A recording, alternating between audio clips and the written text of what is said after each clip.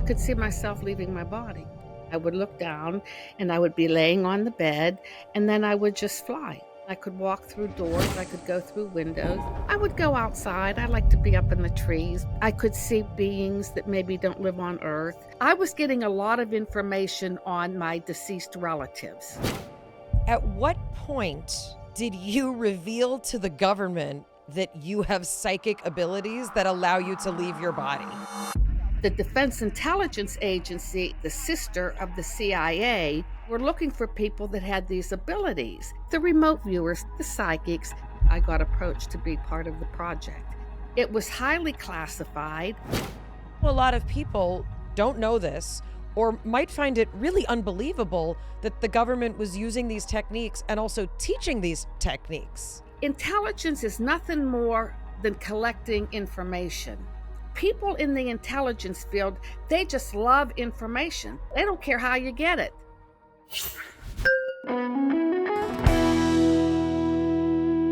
Hi, I'm Mayim Bialik. I'm Jonathan Cohen. Welcome to our breakdown. Well, folks, it's taken a lot of episodes, but we have done it. We have arrived at an episode that is, I would say, the most validating and legitimate example of the understanding of extrasensory perception. Why do I say that? Because we're talking to someone who worked for the intelligence community, for the government, and for the military for over 32 years.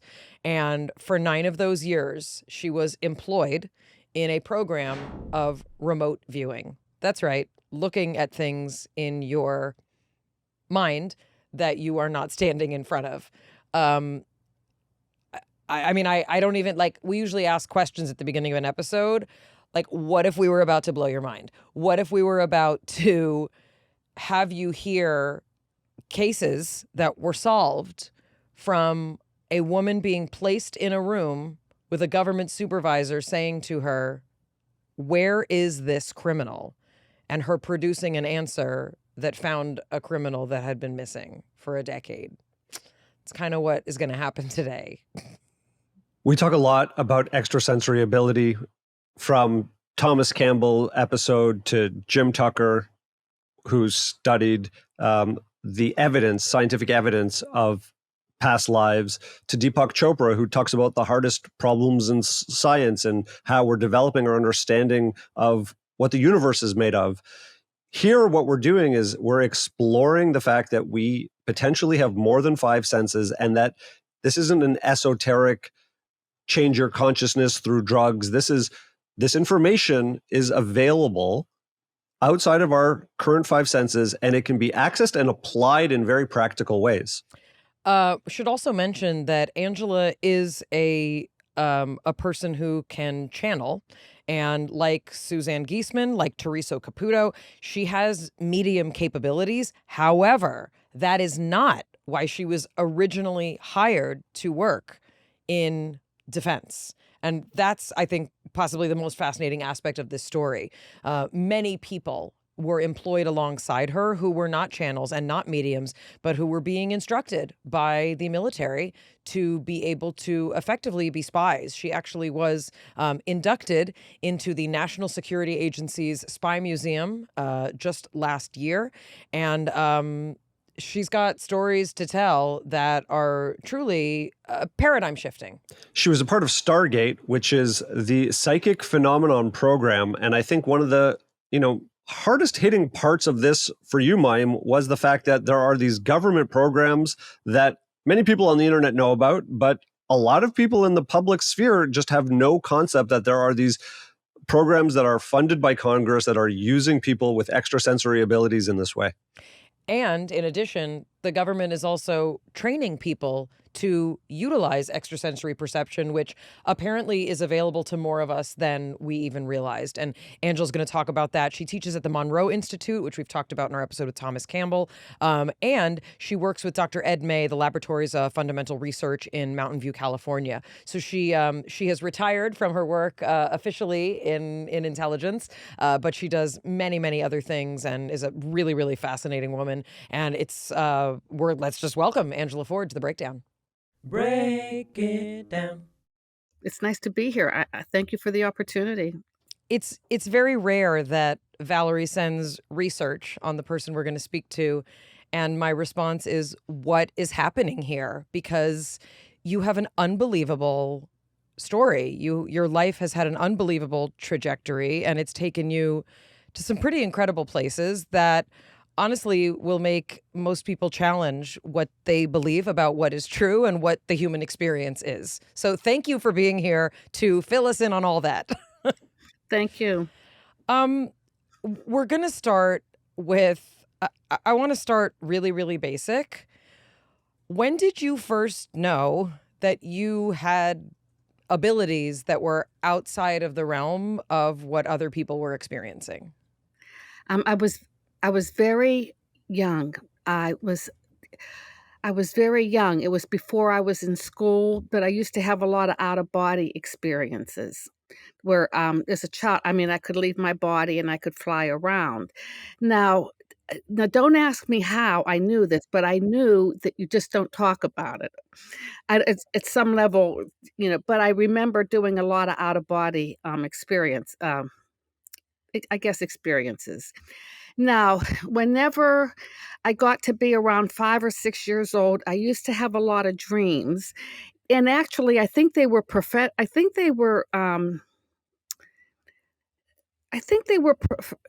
of the future because I would wake up and I would tell my mother that I would have these dreams, and she would listen to me, and sometimes she would write them down, and, she took them very serious. So she wasn't telling me a lot of times when young people have psychic experiences or psychic dream, they're told like, "Oh, don't talk like that," or "Be quiet," or like, they say, "Hey, I saw grandma yesterday and she died." They're told to be quiet. So my mother never she just listened. So I think that kind of, so that all happened at a very, very early age. Now I know, so as I got older and as you go in school and as you become more social and as you learn things, I guess, the abilities weren't there so much, but I was very curious. I was always very curious, and I would go to fortune tellers or I would read. I can remember I read a book when I was a senior in high school, and it was about a man who did he would fly in his airplane. He was doing, Arctic exploration, and he always felt that if he wrecked the plane or if he lost all communications, he would do ESP tests with the person on the ground so that if something were to happen to him, he could send ESP messages. Well, um, he never got into any trouble, but they did do the ESP experiences. So he would come back from his flights and then he would talk about, the guy would say, "Well, I felt like you were here at this point, and this is what you were going through, or this is what you," so they could collaborate to see if it was working.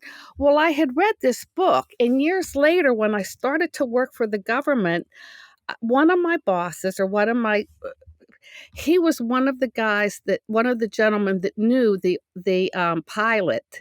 He knew the explorer and knew the people that were conducting the experiment, so I thought that was interesting, that I had read about this man when I was a senior in high school, and then years later, I come to know as one of the people in on that. So I think I always had the interest. I always had the interest. Now, I want you to explain to us because a lot of kids think a lot of fun things. A lot of kids have an active imagination. Especially people who end up being artists or some Oh, sort yeah. of clairvoyant. Sometimes they have a very active imagination.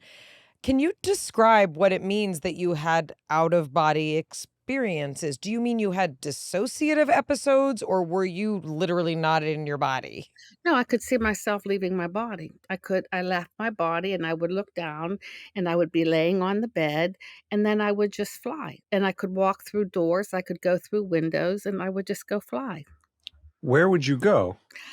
I would go outside. I like to be up in the trees. One time I went to the sun. I felt like I went to the sun.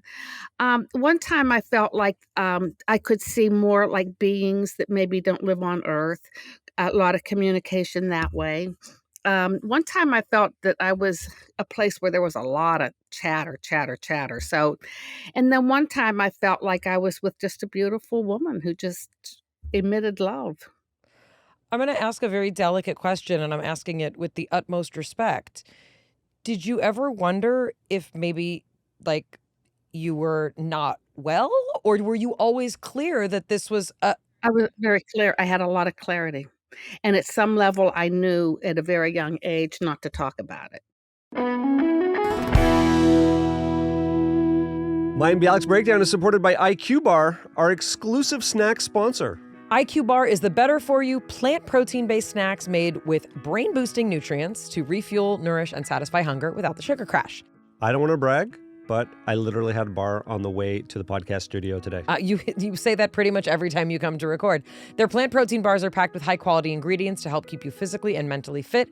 IQ Bar is totally free from gluten, dairy, soy, GMOs, and artificial sweeteners. It is a natural anytime snack. They have 9 delicious flavors like mint chocolate chip, chocolate sea salt, banana nut, toasted coconut chip, lemon blueberry, love that, and peanut butter chip. With over 20,000 5-star reviews and counting, more people than ever are starting their days on the right foot with IQ Bar's brain and body boosting bars, hydration mixes, and mushroom coffees. What do you think my favorite flavor is? You like chocolate. I do like chocolate. The mint chocolate and the chocolate sea salt. Both of those are like dessert, but they're also so good for me. I eat them in between meals. When I go to play pickleball, I take one with me because I get really hungry about an hour and a half in when I know I'm supposed to stop, but then I eat one and I keep going. Also, the IQ Mix hydration packets are fantastic with 3 times as many electrolytes as sports drinks. It's great for pre-workout, morning hydration, hangovers, and so much more. Right now, IQ Bar is offering our special podcast listeners 20% off all IQ Bar products, plus get free shipping. To get your 20% off, text BREAKDOWN to 64,000. That's text BREAKDOWN to 64,000. Breakdown, text it to 64,000. Message and data rates may apply. See terms for details. Mayim Bialik's Breakdown is supported by Helix Sleep. My sleep life changed about 4 years ago when I got my first Helix. So many problems that I had been having went away because of my Helix. And we can't tell you how excited we are to hear that Helix wanted to partner with us. We've gotten so much incredible feedback about them over the years. I've had mine for, almost 4 years now. Jonathan liked the Helix so much, he got one for himself. Our kids both liked the Helix that we were sleeping on, so now everybody has them. Take the Helix sleep quiz, and you can find your perfect mattress in under 2 minutes. Everyone sleeps differently, and you can find the Helix mattress and model specifically designed for your sleep positions and feel preferences. For example, I wanted something firm, and I'm mostly a side sleeper. Jonathan is actually a back sleeper much more than a side sleeper. I was matched with the Midnight and he was matched with the Twilight, and their models with memory foam layers provide optimal pressure relief and cradle your body in the areas that need it most. It's the perfect combination of comfort and support. Jonathan loves the cooling features of his Helix mattress, keeps him from overheating at night. Go to helixsleep.com/breakdown for 27% off site-wide. This offer is exclusive for listeners of Mayim Bialik's Breakdown. That's helixsleep.com/breakdown for 27% off site-wide. Again, an exclusive offer for listeners of Mayim Bialik's Breakdown. Make sure to enter our show name after checkout so they know that we sent you. helixsleep.com/breakdown. You've talked about your mother having some sort of abilities. When did you learn about that? And do you think that's part of why you have this access? Oh, sure. Now, what happened with my mother was always interested in the subject. And I can remember as a child growing up, she had a lot of Edgar Cayce material. She had a lot of Jean Dixon. So my mother bought an encyclopedia of ESP, 20 books, all on ESP. I went home to see my brothers. That encyclopedia is still in that bookcase. So you can pick up that book and it talks about, dying and life on the other side. You can pick it up and read about channeling. But anyway, my mother always had the interest. And actually, as a teenager, it was kind of embarrassing because she would talk about reincarnation and she liked to listen to country western music. So as a teenager, I mean, it's not cool. So she kind of embarrassed me a little bit. However, um, I was born and raised in Pennsylvania. I have a political science degree, and I came down to Washington D.C. to start working for the FBI. Now, I was waiting for my clearance. They do an investigate. They do a clearance on you to make sure that I don't have a criminal record. But as I was waiting for my clearance so I could come work for the FBI, there was a night class at the university. It was an ESP class, and there was a chemistry professor that was very psychic, and he would teach these ESP classes at night. It was just like night classes, where you pay $35 and you go for 6 weeks. Well, I attended this guy's class, but I could only stay for 1 or 2 weeks because I received a nighttime job, so I had to quit so I could make the money so I could come down to Washington. So I quit. Well, a few years later, actually quite a few years later, my mother called me up it was a September, it was at the end of summer, I was living in Virginia, and my mother said, I just what can I do? I wanna take a class, I wanna do something," and her friends always would do something. So I said, "You should take that ESP class by Dr. Bordas," and she said, "I think I will." So she did. Well, what we've come to find out was that my mother was very psychic. She could take objects like a ring or a watch. It's called psychometry. And she could take things and she could actually read a person, like who owned the ring and what they were like. And somebody brought her something and she could tell the person's husband was in World War II. So she had this ability. Well, so at that time, now I was 29 or 30 years old, and my father had passed, and I was having a very difficult time with my father's death. So my mother she sent me a book, and it was called A World Beyond by Ruth Montgomery. And she said, read this book, you will understand your father's death. You'll come to understanding your father's death. Well, in it, Ruth Montgomery channels. She talked about life on the other side. She talked about reincarnation, and I resonated with that book. It was something that I felt healed my heart, helped heal me from my father's death. And so after that, I started to channel. I said, well, I'm going to try this channeling, what she did. So I started to channel. And I was working for Army Intelligence at the time. And they had a program where they were bringing in people that they felt had these abilities to you could go work as a psychic for Army Intelligence, and that's a whole other story. Yeah, Angela, you're acting like this is a normal thing that you can work as a psychic for Army Intelligence. Yeah, I know. I mean, how I even got to how I got to the FBI to Army Intelligence, I wasn't making money at the FBI. The pay was lousy, and I wanted to be an FBI agent. I didn't have the eyesight, so I was working with a woman who left. You didn't have the eyesight. You could see into other portals of the universe and time. Who needs eyeballs? I know. I still have trouble. So my friend laughed and she called me up and she said, come over to Army Intelligence. They're looking for political science degrees and you get a raise for 2 years and you're going to make much more money than what you're making now.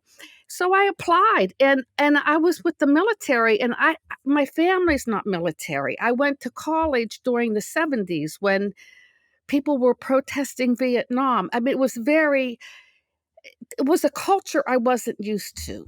So I wasn't really comfortable. I wasn't real comfortable with it, but I did it. And every time I went to quit or do something else, something would happen that would make me stay. When I was 29 or 30, I had heard about this, the psychic program. You had these experiences as a child. You intuitively knew like that you had some sort of like ability or access, but you didn't talk about it, and it somewhat was set aside, it sounds like. And then you just independently of all this, you went and got a poli-sci degree from a lovely university, and then you went to work for the government. What did you think you were going to be doing? Nothing to do with your special abilities? No, no, no, no. I wanted to be an FBI agent, but I Just a didn't have regular the. FBI agent, not Mhm, one who yeah. sees into the universe. Oh, yeah. Oh, no, no. It was just a regular government job, but I didn't have the eyesight. But with Army intelligence, you're talking diplomacy. How do you collect intelligence? I was an analyst. They always made me an analyst because political science was broad. A lot of history, a lot of diplomacy, international law. How do you get along with other countries? What's going on in other countries that we need to the United States needs to know about? Okay, so at what point did you reveal to the government that you have psychic abilities that allow you to leave your body? Okay, this is what happened. Um, when I went to the U.S. Army Military Intelligence, they put me on a 3-year internship. And during that internship, I visited all the intelligence communities in Washington. I took classes at the different agencies. And what I was taught was who the intelligence organizations were, what their missions were. And then, um, and then at the end of that 3 years, they gave me a job. Well, I did Central American affairs because at that time it was and I'm female, I'm not military, and I'm not a military female. So I did not get the high visibility accounts like missiles in the Soviet Union or tanks in China. I got good old Central America. Well, little did people know during that time in the 1980s that it was heated up. You had Noriega in Panama, you had Sandinistas in Nicaragua, you had the insurgencies in El Salvador in Honduras. And then when the first President Bush came along, he allowed the military to partake in drug interdiction. So it was a hotbed. It was So once they brought the drugs in, he had to take them out. so so it was interesting. It was an interesting. I think it was more exciting and more interesting than I think people would imagine that it would have been. But anyway, that's what I did. Well, what happened was I had learned through I had learned that that there was well, that there was this program that the Army had with they were looking for people that had these abilities, and it just shocked me because I didn't know, and apparently this program, it was a special access program, it was highly classified, and the reason I did not know about it was because it was never talked about. But there was a general, every so often you change, um, there was a general that came into Army intelligence, and he became the director or the commander of U.S. Army and intelligence. And every 3 to 4 years, these generals rotate. So this general came in, and his name was Albert Stubblebine. Now, General Stubblebine believed in he was very open about being psychic because he he wanted soldiers to use he was a spoon bender. Have you ever heard of Yuri Geller? Oh, yeah. Yeah, he was a spoon bender. And so he would hold, he'd be in his office and everybody be sitting around bending spoons. And I don't know if you ever saw the movie Men Who Stare at Goats, but they do have a general in there that like walks through walls. And that would have been General Stubblebine. And I think there was a man that played General Stubblebine's right hand man, and that would have been Colonel Alexander. So yes, that movie portrayed. So I did not. So apparently, this General Stubblebine seemed to be more open about looking for people who had these abilities. And on Friday evenings, he would take busloads of people down to the Monroe Institute down in Faber, Virginia, which is Bob Monroe teaches people how to go out of body. So, he would you would go down on a Friday night and come back on a Sunday evening, and he opened this up to his military. So the first time I got on the list, there was a woman. You would go down to personnel, and I said I want to go to Monroe. So wait, I'm sorry. I want to just jump in. Did you tell anyone, like, I think I have these powers? Or did you not even relate it to what you had experienced as a child? Oh no, I just want whoever had the interest could go. I didn't say anything. I just went down. It went like, if you're interested, if you think you want this, go sign up. You can go to Monroe. Got it. So I didn't say anything. So I'd go see the woman, and she'd put my name on the list. So the first time she called me up and she said, "We took your name off the list because some colonel's flying in from Hawaii to go." And so I was over. So in other words, I couldn't go because some high-ranking official took my okay. So then it happened the second time I was supposed to go, and she said, "You've been canceled again." And I said, "Okay." So then the third time my name was on the list, and she said, "Okay." She said, "This isn't fair." She says, "I will go in and I will fight. I will fight. I think you should." I said, "Okay, go ahead," or whatever. But I don't know what happened. I didn't go that third time. So I never did make it to Monroe. I never made it. Now, at that point, when I knew I had the abilities and I started to channel, I knew people that had access to the general. So I said, I'd like to meet him. I channel. I would like to go be, I don't know if I asked to be in the program, but I said, I have these abilities. Maybe he'd be interested in talking to me, or what do you think? And they were like, "Oh yeah, sure. He's looking for people like you." So I went and met him. Well, it was 1984, and he was retiring because he was losing support from the Joint Chief of Staff. And he said, "I'll retire. I can go out and work on this. I can have my own company and do this." So that was 1984. And I thought, well, I'm not going to get into the program because they would have shut down the remote viewers. They were working out at Fort Meade in a pre-World War I structure. So I thought, well, that's it. I'm not going to go into the psychic program. And this is what happened, which I did not find out until years later. In 1984, General Stubblebine retired, and people that were working as remote viewers were at Fort Meade, Maryland, and they weren't doing anything. They were sitting around waiting for orders. I guess when they closed down a program, they would put you another job. So you had military people waiting to get orders to see what their next assignment would be. Then you had civilians, and they would have probably put them into the workforce. But they would have put them back into the workforce for Army intelligence. So you had a handful of people in 1984 kind of sitting around saying, "Okay, where are we going to go? What are we going to do?" Well, there was a man by the name of Dr. Jack Verona who worked for the Defense Intelligence Agency, which the Defense Intelligence Agency is like the sister of the CIA. The only thing, they deal with defense intelligence, and the CIA deals with more general intelligence. So Dr. Verona, he he had an interest in psychicness because he was getting his doctorate's degree down at Duke University in North Carolina.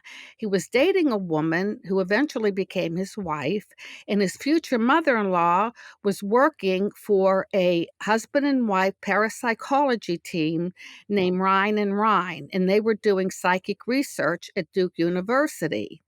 Well, Dr. Verona met his girlfriend, met his future mother-in-law, and he got involved with this ESP stuff.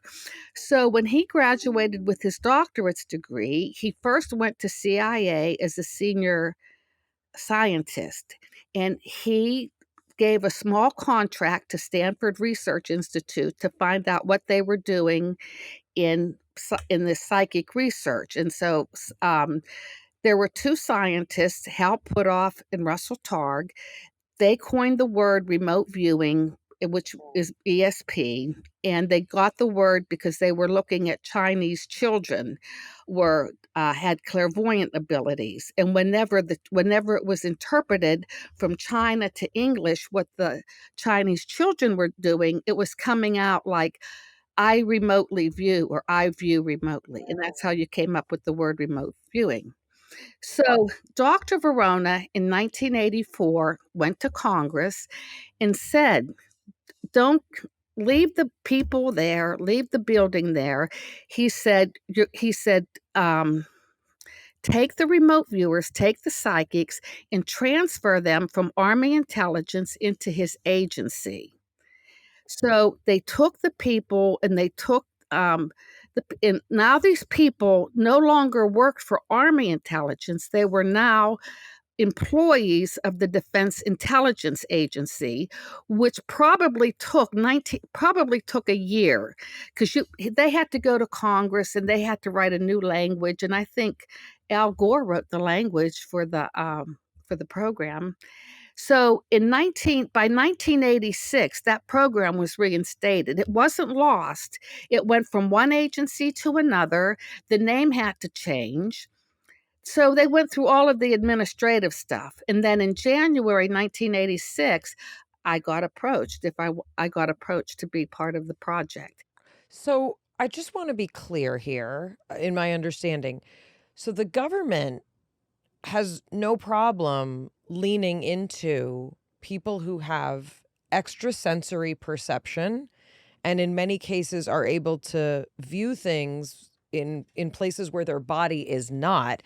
And this was used as a legitimate technique that not only were they recruiting people who had these abilities or claimed to, this was a program that they believed you could teach people how to have these abilities. Is that right? This program was sanctioned. Well, first of all, the CIA was doing a lot of this back in the 60s and 70s, but they were doing, I guess they were giving LSD to people or whatever.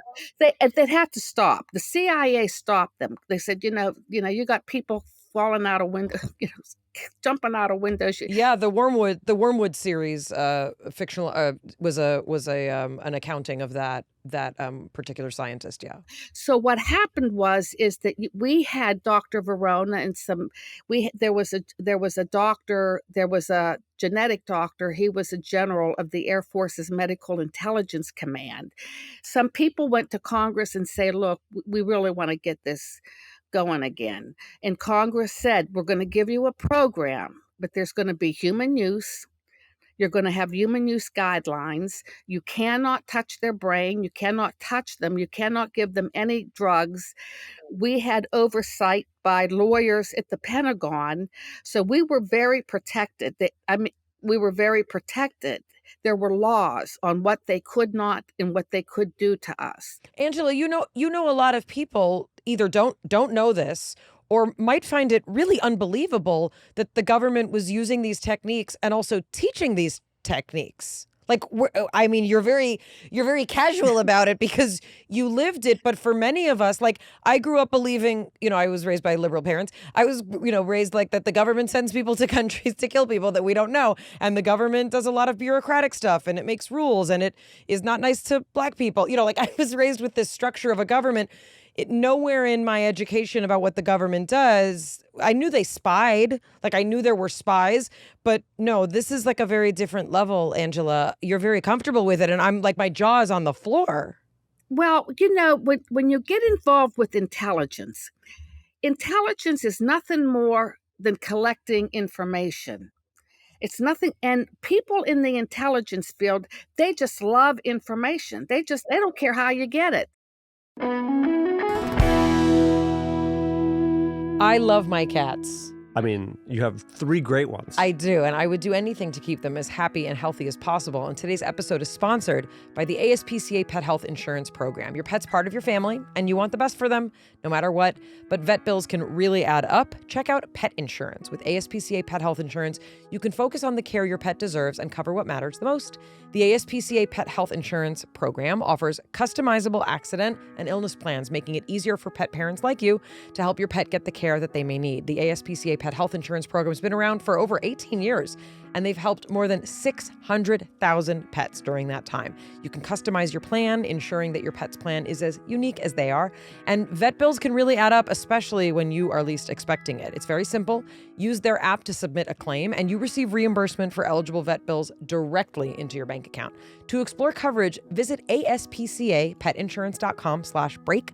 That's aspcapetinsurance.com/break. Again, that's aspcapetinsurance.com/break. This is a paid advertisement. Insurance is underwritten by either Independence American Insurance Company or United States Fire Insurance Company and produced by PTZ Insurance Agency Limited. The ASPCA is not an insurer and is not engaged in the business of insurance. Mayim Bialik's breakdown is supported by AG1. We don't like to make it a habit of missing even one day of our AG1 routine. I can't remember the last time I missed, but I feel different. I feel less energy. I get more bloating. I just feel off. And I don't like that feeling. That's why it's a non-negotiable habit to start your day with a scoop of AG1. And now AG1 has leveled up even more with their AG1 Next Gen. This upgraded formula has been clinically shown to increase healthy gut bacteria by 10 times, all for the same price of less than $3 a day. AG1 supports all of our energy needs, skin health from the inside out, digestive regularity, food cravings, immune support, even a healthy mood. Clinically backed with an upgraded formula, now's the perfect time to try AG1 if you haven't yet. We've been drinking AG1, for about 4 years now. We're happy to be partnering with them. Subscribe today to try the next gen of AG1 for less than $3 a day. If you use our link, you'll get a free gift with your first order. Make sure to check out drinkag1.com/breakdown to get started with AG1's Next Gen and notice the benefits for yourself. That's drinkag1.com/breakdown.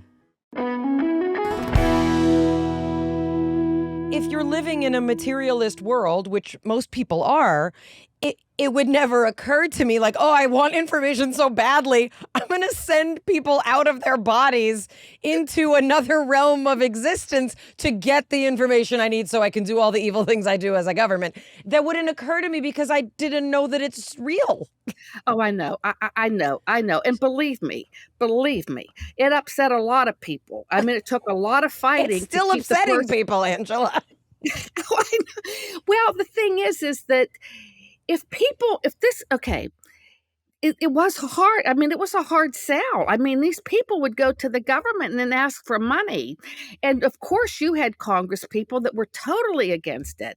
And if this type of work is against a person's belief system, they're not going to believe it no matter what happens. You can get, we would think, give them results, give them, hey, look what we did. Look what, we found this hostage, or, we were able to do that. They don't care. It's against their it's against their belief system. Now, we had people that fully supported us, but it was a fight. I mean, it was a battle to keep us alive. And I think we had a IG, and they called it Inspector General's IG inspection. They tried to close us down one time. So there were battles, but we had people smart enough that we had people in the system that was smart enough to keep us.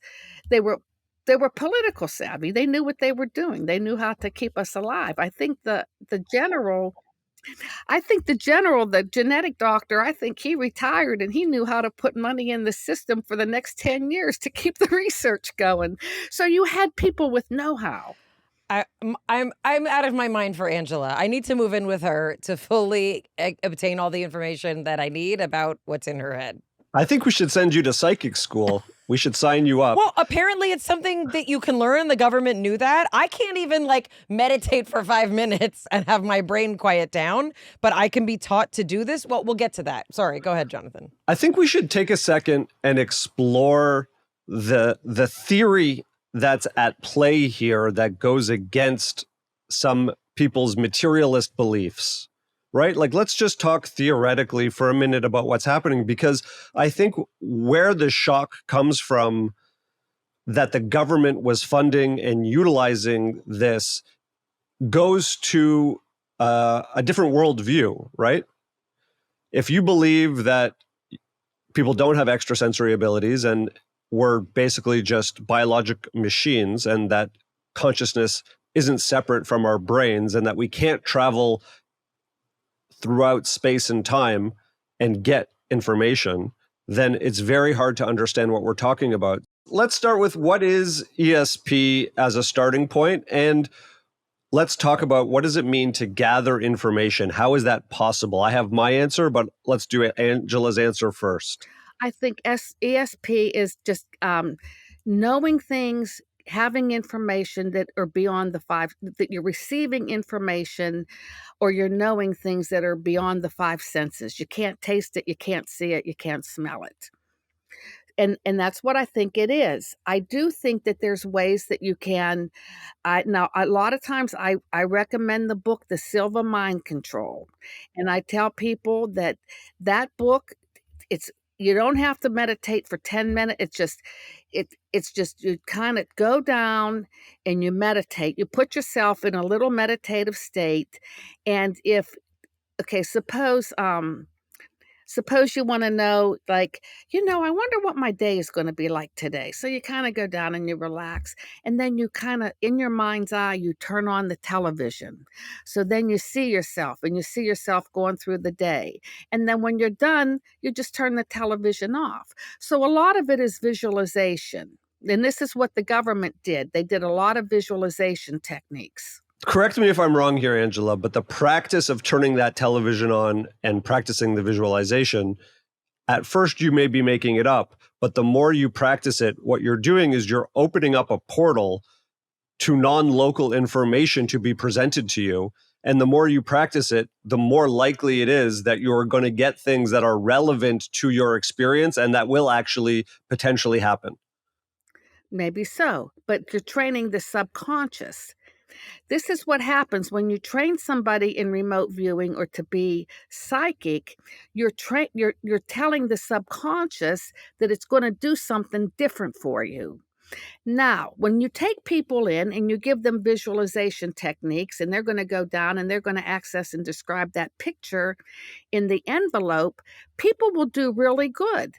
Because, they'll kind of go down and they'll say, oh, I see a tree. Oh, I see a house. And they're going to give you something. And then you're going to show them the picture, and everybody's going to be happy. And everybody thinks they can do this. Then all of a sudden, the subconscious comes in and says, hey, you're teaching me something new that I'm not used to, and I don't like it. And I'm not going to do it. So then what happens is, people go, they have a downward turn where they can't remote view. And then what happens is you have to keep working it, and then the subconscious will come back and start working for you. But it's the subconscious. I, I, I, I, I think if you had me look in an envelope, you're saying that I could be trained to drop into this place that would allow. So I'm sorry, I want you to walk me through it though. So you're saying that that envelope, let's say a closed envelope with a picture in it. You're saying, and I'm trying to make this make sense. Like, I want this to work. You're saying that exists in the universe as, binary code, right? It exists as zeros and ones that I can access somehow without my eyeballs or my occipital lobe. Yeah. Now, but the scientists have shown, the Yes. scientists have proved that there are some pictures, which we call targets. There are some pictures that are very conducive to remote viewing. Now, if I want you to do a remote viewing of a picture in an envelope, you're going to be the psychic. Now, and what we found out is we want you to be successful. So what we're going to do is we're going to put you in a quiet room, maybe semi-dark or dark, so you can relax. Then what we're going to do is we're going to make sure that picture is something that your subconscious can latch on to. Now, what they found is shapes. They like to do pyramids because pyramids is a triangle. They like pictures of Stonehenge or the Kentucky Derby because they have circles. And they like to do the Washington Monument because it's a peak. It's like a mountain. So what you do is you start people on these targets that are very conducive for remote viewing. And that's what the scientists at SRI, at Stanford Research Institute, studied. What makes a good how can we train people? And the subconscious loves drawings and symbols. So if that's how the subconscious is going to give you information, then that's what we're going to train the subconscious to do. You are now in an environment where the abilities that came to you naturally as a child, even if you didn't connect it that way, the abilities that came naturally to you as a child are now being channeled in order to gain information about people, places, and things that are not in your proscenium, like they're not in front of you. And this is like a legitimate thing that you're all doing while working for the government. Yeah, we write up reports, and we write up formal reports and send them to headquarters. Okay, so I want you to give us what is obviously an unbelievable example of what happened in 1989. So you were charged with trying to locate Charles Jordan. What is it like to get an assignment from your superiors to try and find a person? Like, do you get like a file with a picture? Oh, no, no, no. You don't get anything. You don't get anything, because if you get something, that's like cheating. You can't. Well, I wouldn't want you cheating while you're remote viewing. Like, I want No. the real thing. Yeah, that's why we had oversight. That's Okay. right. Yeah. Okay. You have to So make, how are you? How did you come to find Charles Jordan? okay, my boss took me into the okay, this is the backstory. Charles Jordan was on the 10 most wanted list, and he was on that TV program, the 10 most wanted. So this would have been considered an unclassified case. Okay. So my boss took me into we worked in one room, and then we worked in one room, and then we went to another building to work. You mean to Remote to view? remote view, there was another building. So, my boss took me into the other building. He says, "We have an operation." So, my boss said, "Where is Charles Jordan?" That's it. Now, Where's Charles where's Jordan? Charles Jordan? Okay, now Did you say also, fuck if I know? so I looked at him. Now, I'm also a channelist. So not only do there's other ways that I work because I'm a natural psychic. See, I'm a natural psychic. So things can come to me without the training. So that's a whole other story. When did you tell the military this? Did you say, Oh, oh, yeah. by the way, I channel? Oh, yeah. How'd that yeah. go over? What is They that were like? military men. They said, "You can't do that. That's not the right way." They said, "You can't do that. That's not the right way.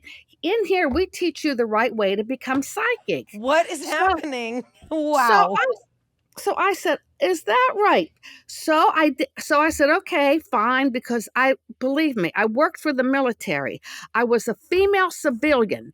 I had younger females come in wearing the military uniform and would get more respect than me that didn't know any. I mean, before they even knew their accounts. I was used to this. So they said, "Well, you have a bad habit with your channeling," because things come to me, I do automatic writing, and they said, "So you can't do that." So I said, "Okay, I won't do that." So I just did what they wanted me to do. So after a year and a half, the management left. The man who said I had a bad habit left. The commander left. Everybody everybody left.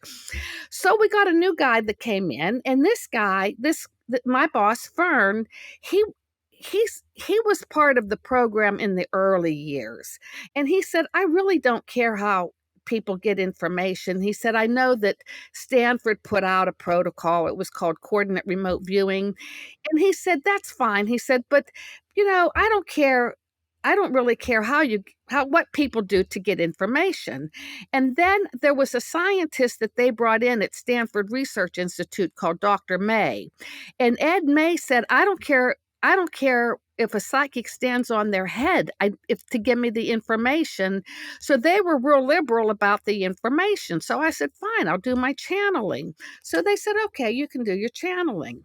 So it's written. So they said, where's Charles Jordan? So I said, Charles Jordan is in Lowell, Lowell, Wyoming. What did you do to get that information? Talk us through what you do. Like, you close your eyes, you spin in a No, circle.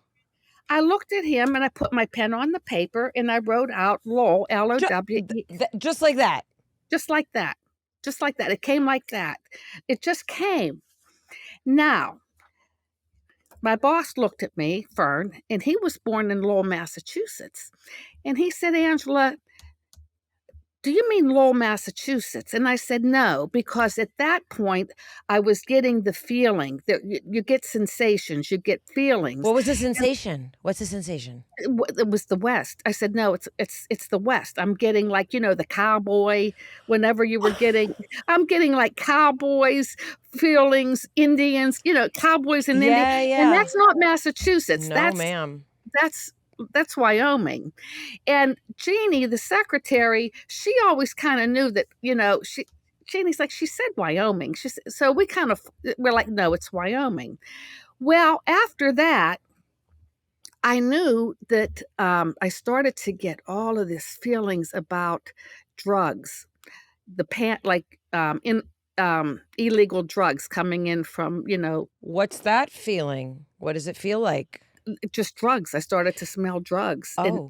And I said, oh, this is, so I had a choice to make. And I said, look, I feel the guy's in Wyoming, but if I go any further, I'm going to I had to get out of the session because then I would have put him in Florida or someplace. So it was a conscious decision on my part. And I said, I'm going to say he's in Wyoming and let's get out of the session because I was afraid with all of the drug feeling coming in that I was going to put him someplace else because he was a customs agent that went bad. See, he was wanted. He was a customs agent that was doing drug interdiction, but then for some reason he took the money and he went rogue. And in police organizations, if one of their own go off, or not honest, other cops, other people don't like him. So customs really wanted him. Okay, so we've got Charles Lovell? Jordan. You said Lovell or Lowell? You said I said Lowell, Wyoming. Right. Oh, and we didn't know, but we went to, there was a small book in the room of an atlas, just pages of maps. And Fern said, there's a Lovell, Wyoming, not a Lowell. I said, close enough. That's it. It was enough. I had to get out or I was going to change my information. And if you change, and that can happen psychically where you pick up one thing and then all of a sudden you're on to something else and that happens. And then you don't know what's right or what's wrong. So now there's a place called Lovell, Wyoming, and I like that your response was close enough. I'm a freaking psychic. Go for it. So what happened then? Well, we came out, and of course, the government goes crazy because you can't write a report with 2 words, Lovell, Wyoming. So they were like, how are we going to get this? They're like, can you give me something else? I said, no, that's it. So they gave it to Dr. Verona, and Dr. Verona went to customs. And of course, everybody had the man in Florida, in the Bahamas, in the South. And Dr. Verona said, we have a person that has them in Lovell, Wyoming. And customs said he would never be in Wyoming. He would be down south. So we said, okay, thank you very much. So about a month later, and they kept nagging me to work this because they wanted more information. I couldn't give it. It wasn't there. It just wasn't coming through. So about a month later, I think one guy came down from headquarters. And I think because he came down from headquarters, I said, okay, I'll do it again. So I went in and I said, if you want Charles Jordan, he's traveling west of Wyoming, west of Lovell. And I explained this hotel that was near an Indian burial ground. And I explained the Indian burial ground. And you were just getting more information. Yeah. By that time, I was just getting more information. So, um, so I did it. So I I said, okay, let's try it one more time. I wasn't sure how it was going to go. So I said, he's moving west of Wyoming. There was a burial. I explained the Indian burial ground, the hotel. So Dr. Verona went back to customs and said, I'm sorry, but this person who has done pretty good in finding things in people said that he's moving west of Lovell, Wyoming. And the customs man said, as we are speaking, we are apprehending Charles Jordan 100 miles west of Lovell, Wyoming. No, Angela, no, that's crazy. I know. So anyway, I was real happy and I wanted the reward money. It was an unclassified case. I said, I want the reward money. And they said, you were just doing your job. And they said, that's how yeah. And so then they told me, I said, how did they get him? And they said there was a security guard at Yellowstone National Park that found him. And that's how they arrested him. So this is in 1989. And so okay, they got Charles Jordan, and nice job, Angela. Everybody was happy. It was one for the books. Well, in 1995, because it was an unclassified case, the BBC got a hold of the case and researched it. They flew from England over here to where I live in Maryland, and they interviewed me and this man named Dale Graff. And Dale he worked for Dr. Verona. Well, they came back a year later and they did a reenactment of the case. I think the reenactment took place in June, either 1995 or 1996. Dale said, boy, it's a shame it's a shame that our agency didn't get any credit for the find. And the Wyoming customs man said, are you kidding? It was because of Angela we found Charles Jordan. And they said about 3 weeks after I said he was in Wyoming, Charles Jordan sent his mother a picture of himself to show that he was alive and well. And she showed it to the FBI. And when the FBI saw the picture, there was a truck that had Wyoming license plates. And they said at that point, they started to send pictures up and FBI people up to start looking for Charles Jordan. And the area it's not that populated. And they said that probably they had the pictures all over the place at the Yellowstone. So they said it was because of me. So here I was, not all the years later, that we got the credit. What role do you think that remote viewing, channeling should and could have in the defense apparatus moving forward? Well, I was talking to my friend Ed May, the scientist, about it, and he said, Angela, when we were doing it, there wasn't that many collection methods.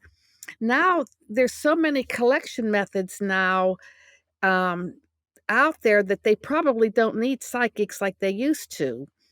But we were talking about AI, but I don't think AI can be like a psychic. So even though I still think you need psychics other than AI, but I do believe there is a need for psychics because I think if you had a good psychic and they could help you find weapons of mass destruction, I think that they're good at finding hostages.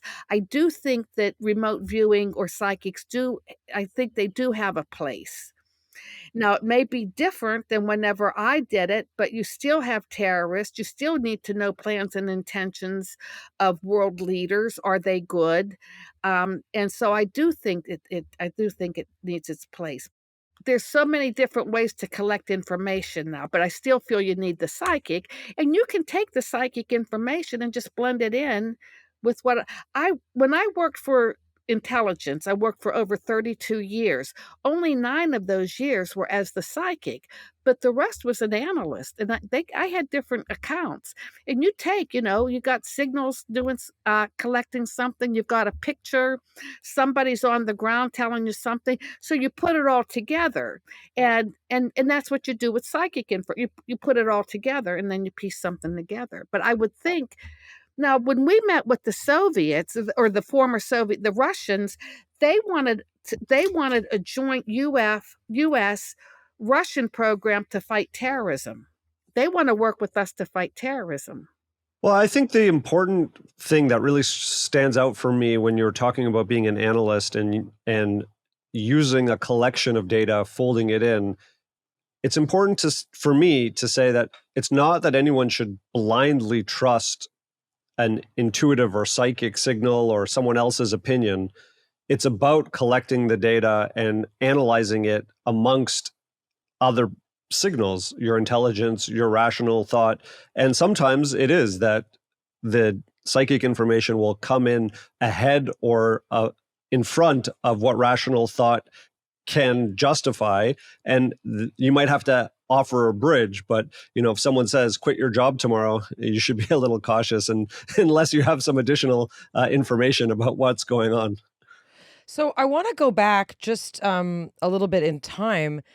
When did you start channeling, and when did you know that that was a thing that you could do, or having psychic abilities? Like, when did that start?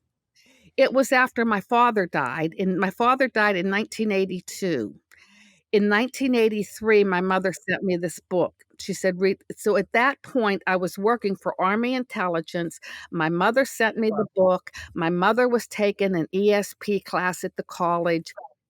And then I kind of just opened up. So what did you channel, like, for fun on the weekends? Like, did you use it recreationally? Like, was this something you did? Like, I mean, I'm imagining, like, were you dating someone? Could you channel and see what they were feeling? Like, were you using this actively? Oh yeah, yeah. I was finding out information on my family. I remembered I had a cousin and her husband. They were trying to adopt. They were waiting to adopt a baby, and I said they would have their baby in March, and they did. And then I had a cousin. He was a businessman, and he was running for politics in Pennsylvania. So I would do a lot of the forecasting business and things that were going to happen politically in Pennsylvania during that time period. And I would tell him, yeah. So those are things that, in theory, right, if I wanted to, like, play a statistical game, I could be like, okay, well, you had a 1 in 12 chance or a 1 in 6 chance generally of knowing when they applied for adoption, or even politics stuff, right? Those are things that I could be like, well, there's only so many ways things could go. Were there any instances where you were tapping into something on the lines of what you ended up kind of finding with Charles Jordan, where you were learning information through channeling that for you was indisputable? I don't know. I remembered my cousin said, I told my cousin her husband was gonna get a new job in April, and he got a new job May 1st, and he said it didn't count because I said April, and he didn't get it. Um, no, but I'll tell you what I was really interested in was life, what goes on after we leave. I was getting a lot of information on my deceased relatives, and my mother was real happy about it because some of them I didn't know, and they were her relatives. So, and then I can remember that my mother, I think she had a miscarriage, and they explained that the soul was on that side and that it was still part of our family karma, and that even though the soul wasn't born, when we go back, I'll meet that soul because it would have been my brother. So I learned a lot like that, a lot of spiritual stuff. Like we go on, we go on, we come back.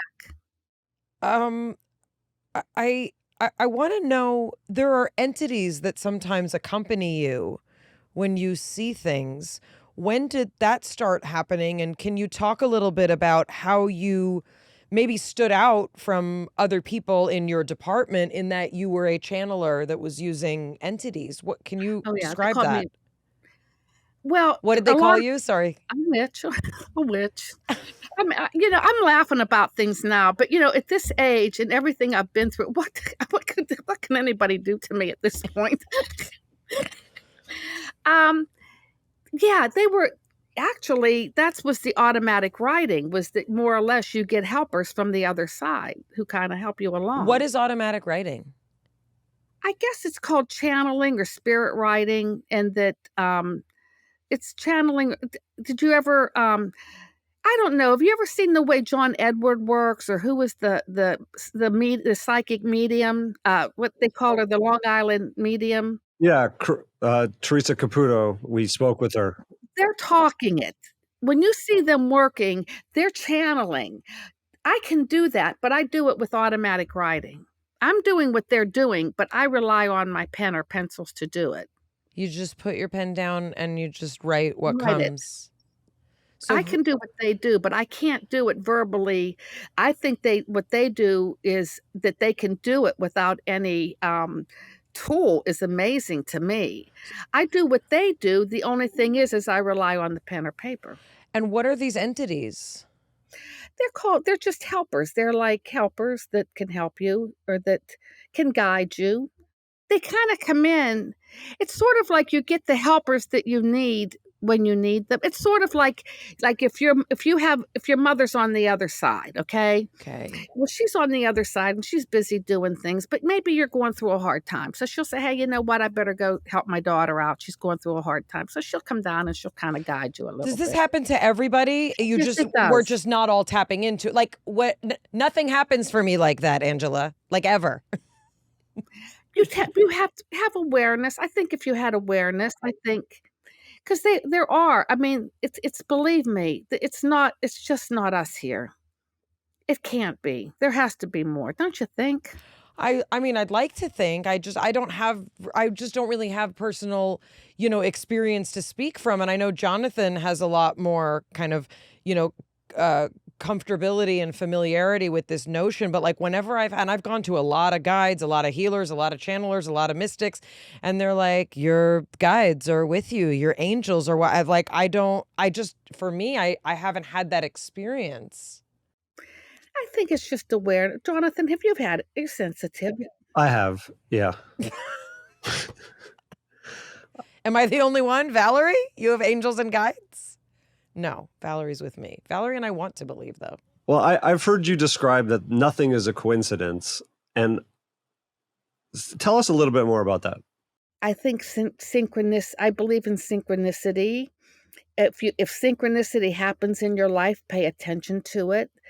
I think that, we're here to meet the people that we're supposed to meet. I just nothing is co no, nothing not it's not an accident. Nothing is an accident. I think one of the reasons that Mayim can say that she doesn't have the experience of being guided is that she has a very strong intellect and will sense something or have an intuition and then try to rationalize it in the mind in certain ways. And so one of the ways, if we can generalize about how people start to integrate more intuition into their lives, I'd love to hear some suggestions. One might start to be to start to notice those initial gut responses, reactions in certain situations. Would you agree as a tactic? Or, given that you've studied this and also had a personal, aptitude for it before studying, how would you recommend that people start to develop and become more aware of intuitive abilities? I think I really think meditation opens people up, and I really think it makes people, more just I believe meditation does it, or learning yoga, but I do believe it's through meditation because 'cause I've seen people just open up through meditation. And it doesn't have to be a long like the Silva mind control, 10 minutes, just examples, just something like that. But yeah, I mean, you have a doctorate's degree in what, neurology? Neuroscience, yeah. Yeah, I mean, that's you're thinking, you're a thinker. I mean, I'm also a deep feeler. I just really, yeah, I do spend a lot of time in my head, for sure. But I guess it's also, it takes all types of people like to make the world go round. I wonder what it would be like, to live in a world where everyone was tapping into this kind of thing. I think we'd have a very different, our life would be very different. Oh, I think it would be people would feel more. You would feel you wouldn't wanna hurt somebody. I mean, I think people would just feel more. They would, you just care more, watch what you say, you don't wanna hurt not be a bully. I think that just feel more. Are there things that you experience when you remote view or when you kind of tap into this place that are scary or dark or information you wish you didn't have? Yeah, but that's I call that negativity. And that planet Earth, we had the bad angels come down and they fought with the good angels. So we have negativity. So we have positive and we have negative on Earth. And that, yeah, there are some dark energies, and I felt dark energies, but they dissipate after about 20 minutes. I figure, oh, here comes a dark energy. And then you kind of wait it out a little bit. And when I do a reading, energy comes in, okay? And that energy is around a person. So I'm reading, but that energy around the person will stay there for maybe 40 minutes, 45 minutes, 50 minutes, and I give a person a reading based on that energy. But after that, the energy just starts dissipating, meaning I've said what I had to say, and and that's the same thing with negative energy. If it comes in after a while, it'll just start to dissipate. So I remembered one time talking to a very elderly lady who was psychic, and she said, "Angela, if you're going to work in this field, just expect to see it all." When energy is witnessed, it sounds like it wants to be understood and seen through these extra senses. If you're giving someone a reading and the energy kind of collects to be read and then dissipates, it wants us to have access to it. It does, but it can only stay still. Yeah. A lot of people want an hour reading. How much do you charge for an hour reading? Or how long are you reading? An hour. They don't realize after 50 minutes they've heard what they had. The energy starts dissipating. So I start repeating information. But you're right. When the energy is there, they want it. You're right. That's why when somebody says, "Oh, I have a ghost in my house," or "I have a spirit in my house," and they get afraid, I say, acknowledge the spirit. Just acknowledge it and just say, "Hello, how are you? How can I help you? What do you do?" It's acknowledgement, exactly what you just said. You have to acknowledge it. It's interesting that acknowledgement then can shift it. So whether it's a reading or whether it's a negative experience, if like I had something just the other day, I texted Mayim and I was like, I slept horribly. Woke up in the middle of the night and I had this like really intense terror, and I started trying to decipher it and figure out what it was. And really, when I acknowledged it, I was like, okay, I hear it, I understand. And then it was maybe about 30 minutes. It just started to become less intense versus me like, I don't want to interact with this. Then it would sort of feed it and fuel it. That's exactly right. I'm really enjoying the energetic love fest that the two of you are having, but I'm still like trying to understand that the US military just actively employs, people, and that we weren't told. This is something that this is, I think, what's the most shocking to me is that this is not part of an accepted conversation, and it would have been, and I think it would be very helpful for people to not demonize this aspect of special abilities, even if we can't necessarily understand them or quantify them or write a peer-reviewed journal paper about how you do what you do. The fact that these are techniques that are actively used and in many cases accepted, utilized, and you've done great good, as have all the people I'm sure who've worked in this field. Why is that not part of a conversation about, guess what? The entire human experience is not simply made of what we can access with the five senses. Like, I would have liked someone to tell me that in second grade, just not to freak me out. I mean, I already was told to believe in God from the time I was 3, right? Like, it would have been helpful if someone would have said, this is a thing that's legitimate. We don't really understand it, but it can be used in helpful ways, and we should not call people witches who have these abilities. I think it's just fear-based. I just think fear was put into it's just fear. It's just fear put into it. Mm-hmm. Now I do know that when the Cold War ended in 1991, we had a scientist as a contractor, and he started to go over to Russia because he wanted to find out what were they doing, because that was the whole reason why our program existed. The Soviet Union's doing it. We have to do it. And he went over, and for about a 12-year period, he made some trips over there, and he met the scientists, he met their remote viewers, and he said they were more relaxed with their remote viewers because in the Soviet Union, shamanism was part of their history, and they acknowledged the shamanism. Khrushchev acknowledged shamanism. Stalin acknowledged this was, and that they don't see it like we see it. They're much more accepting. So that was an eye opener for me, because I mean we were taught that these people didn't even believe in God, but they do. And I was on we were invited to Moscow in 2015 because there were some books written. Over time, we met this ex-Soviet, the former Soviet Union people. They met us, so a book was written, and I was invited to Russia in 2015 to a reception that they held in our honor.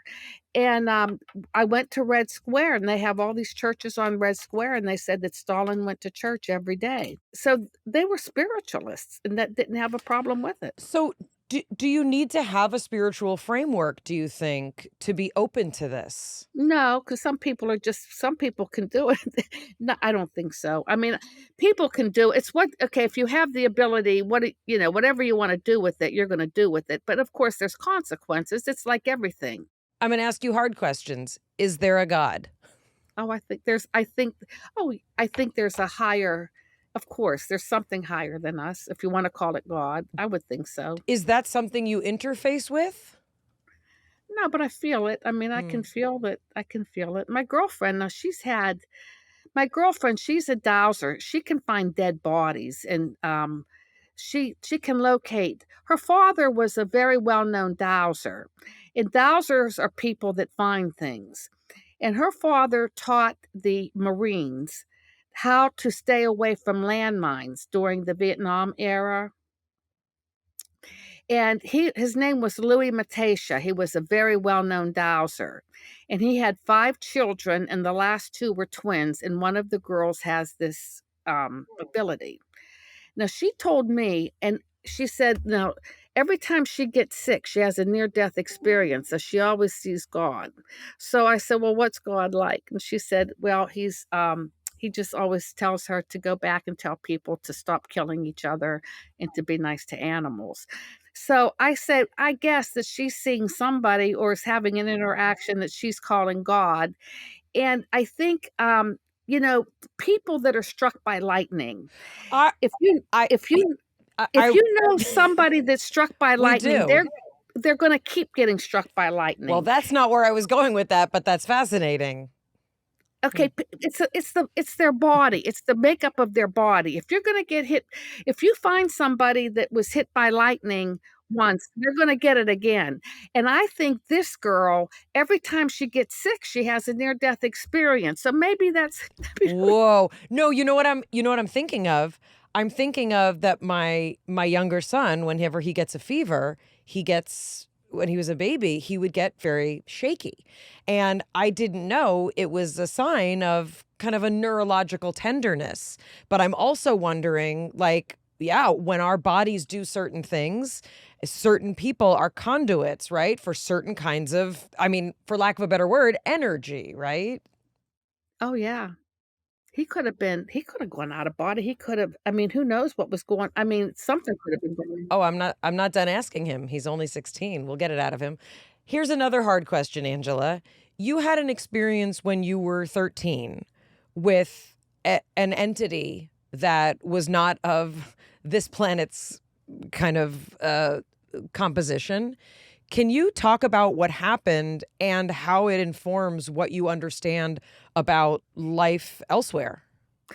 Well, I saw a UFO when I was is that what you're talking That's what about? I'm talking about, Yeah, yeah. I saw a UFO, and that kind of, well, I was with friends. We were playing baseball, 13 years old, and it was that, we had to quit playing because it was getting dark. It was a springtime, dusk to dark, and we saw it. We saw this uh, UFO, and we were like, "Oh, wow." We were like, we started screaming What did because it look like? it was just a round. It was green. It was round with a ring around it, and it went swish, swish, swish, swish, swish, swish, swish, and it went right over us. Was it like I just give me a it was like Just like over our where a plane was, or where a helicopter, or like it where was a low. frisbee? It was low, more like a Frisbee. It was low. And we How big? screamed. It was big. It was a round UFO with a ring around it. It was a green, and it was green. It was right over us. Okay, so then what happened? You screamed. Well, we screamed so that the grown-ups would come out and see it, so that we they and so then what happened was is that, and then it was reported as sighted. Wow. And so have you had other experiences? You Oh, said that sure. I you said that you've left your body and saw beings that were not humanoid. I think I saw, like, a little gray. They called him the Gray, and I felt like I knew him from before. That's why I believe in reincarnation. Because when I saw him, I was very comfortable. I said, "Hey, how you doing?" It was like I felt like I knew him from before. So I said, "Hey, how you doing? It's been a while." And then he kinda nodded. The way that you describe these things, Angela, you might as well be telling me how to make your favorite cranberry muffins. It's like I very know. matter of fact. I want to go backwards a little bit because it was an interesting comparison that the Soviet Union had a culture that accepted extrasensory ability. And in the US, particularly Canada, which is where I'm from, we didn't have that as part of our vernacular. Often people would spring up, there's a psychic, they put a shingle, a sign up, and then some are effective at what they're doing, others are maybe less effective and more misleading and are just using perception, not getting actual ability. And so there's this difference, there's a disconnect between what is happening now, which is there's a conversation that we all potentially have a human ability to experience more than five senses. And then what does that mean collectively for us if we are not only biological in our nature, but also energetic, spiritual?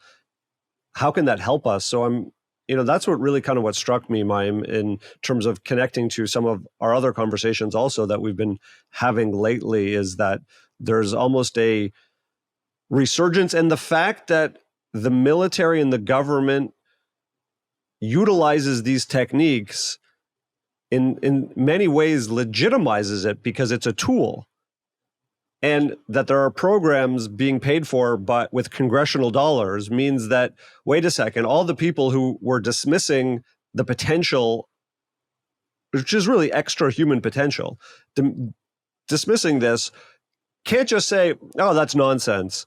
We have to really begin to adjust our perspective to say, well, we know that there are researchers who are looking into, at the University of Virginia, for example, at the Institute of Perceptual Studies, looking into near-death experiences and what happens when the consciousness filter gets lifted and gets expanded. What are people being exposed to and being aware of? And then really, how does that translate to people in their everyday lives? Well, I would think that it would make people what I would think it would make people more aware that, we're not the only ones here. We're not the only planet here. I mean, Earth belongs to something bigger. Are we messing up Earth? A lot of people think that climate change is just about it was it was people made it too political. It doesn't exist. Whether you believe it or not, to think that we are it, the human species is it, is that's a lot of ego and a lot of arrogance. I would think it would want to open people's minds to question and to maybe be just be kinder to one another, try to help each other. I appreciate this perspective because I think that the thing that we worry about. And I was born in 1975, so I remember the 80s, I remember the 90s, I remember all of these fears, right? And we were really raised with all this fear about what the Soviets were doing, even now, what China's doing, what Qatar's doing. These are all these fears, but one of the main fears that I think a lot of people have, even if we're willing to, sort of go there, is what if other people are not as good-natured as you about their extrasensory Oh, perceptive yeah, I know. abilities? I know, and if they want oh, I know. Well, the thing is that, if they put out something you have to be careful what you're doing because you will have a reaction. You will I mean, just be careful what you're doing. But there are people who may use these powers for things that are nefarious. And when we're thinking about, gosh, what are the Soviets doing with remote viewing? I mean, why were there balloons flying over Teaneck, New Jersey, right? We have this thought of like, what is somebody doing from another country, right? That they're watching us or that they're surveilling us in order to harm us. I mean, are there people, Angela, who have your abilities, who are using those abilities for I don't wickedness? know. I don't know, 'cause we would ask that too. I remembered working, but I don't know. I still think there's something above all of that. I still feel that there may be people using it for bad purposes or try to use it for bad purposes, but there's still something higher than that that's gonna keep it in place, and that a lot of times when people wanna use it for the negativity, it's because they're not enlightened and they're only gonna go so far. And even whenever you watch people that are psychic, it's almost you have to watch it like what level are they psychic? Are they at a basic level? Are they you can are they spiritual? How spiritual? I mean, when you meet people, when I meet psychics, I could, you determine what level are they at. How do you know? You just kind of know by talking to them, or if you just know. Well, this is the thing that's hard, Angela. You know, but most people don't. Meaning, I once sent Jonathan a picture of like, I found this crystal store, like out of the blue. And I was like, it appeared as if out of the sand. And I took a picture of it and I sent it to Jonathan. And he's like, no, you're not going there. And I'm like, I don't know. He told me not to go there because he had a feeling he was tapping into something. And I'm just like, I don't know. Tell me that I'm not going to be sad forever. That's what I want to hear, you know? I do think that there is something above. I you can try. I still feel there's something higher than all of that that's going to keep things. I just still believe in the white light. I believe in the energy of God, and the energy of God is love, and that is what's gonna keep us in place, and that some people have a harder time, they're gonna have harder lessons to learn that we're all the same. I mean, people just don't wanna hear that. I want to ask you a little bit. We want to ask you just a couple more things, but I want to ask you about your personal life because so many of us, have this image of like what people who have these abilities live like, or if you're skeptical about it, it's like, gosh, what's their life like, right? Did you choose to get married? Did you have kids? Like, what is your life like considering you have these abilities? What choices did you make with what you know? Well, because I was in the intelligence community, it's right. It was you had to be very career oriented. I had to be. It wasn't like I could sit back and say, "Well, now it's time to get married" or whatever. But because of being in that field, I had to be very career oriented. Now, I I got into the program when I was, I think, 30 or 31, 32. I did not think I was going to be married. I wasn't looking to get married. But I did meet my husband. I was 37 years old, and I had a girlfriend that worked for HUD.